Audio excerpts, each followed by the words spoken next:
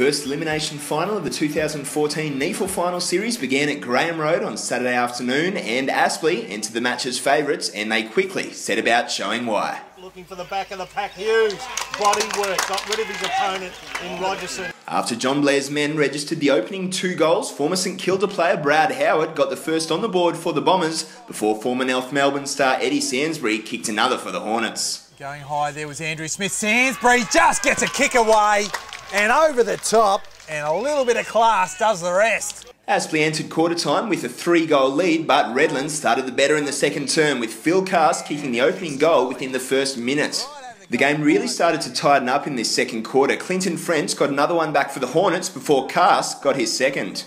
Eddie Sainsbury and Adam Hughes both got their second goals in the shadows of half-time to stretch the margin out to 27 points, and Aspley continued on with the job to begin the third quarter.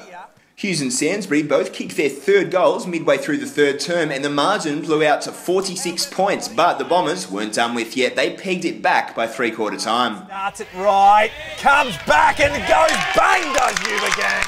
The Bombers kicked the opening goal of the fourth term, and when leading NEAFL goal kicker Cleve Hughes got his first score on the board for the day, a behind, Redland had cut the margin back to just 9 points, and one of the biggest comebacks of the year was in the offing.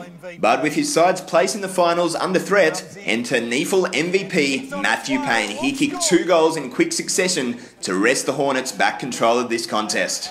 When Ryan Holman goaled late for the men in brown and gold, this result was sealed. They survived an almighty scare from a very brave Redland, but the Hornets progressed to next week, winning 12-15, 87 to 9-10, 64.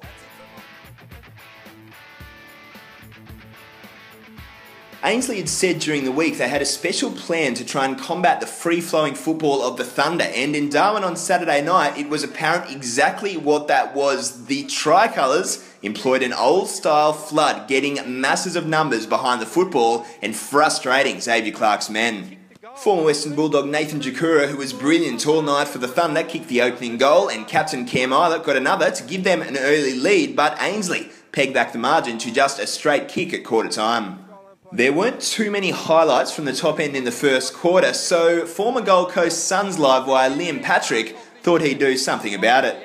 There was just 6 points in what was a very tight contest at half-time, but Patrick stepped up again in the third term, providing another moment of sheer class. Liam Patrick, clever, clever, clever, goal!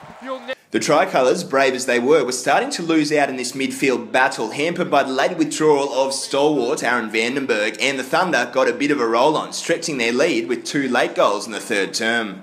Liam Patrick finished with just 11 disposals for the game, but he was arguably the best player on the ground, and his third goal midway through the fourth term put the result beyond doubt, stretching the lead to 28 points.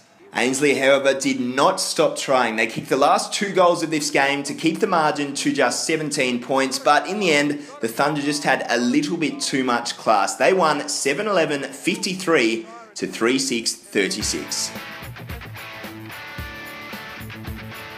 So with every match a knockout in this new NEAFL final system, it's goodbye to Redland and Ainsley, and we've got 2 preliminary finals on this weekend with the winner advancing to the grand final. We start off at Blacktown with the Giants hosting Aspley on Saturday afternoon, and then at Bisphegane on Sunday for the Swans and Thunder.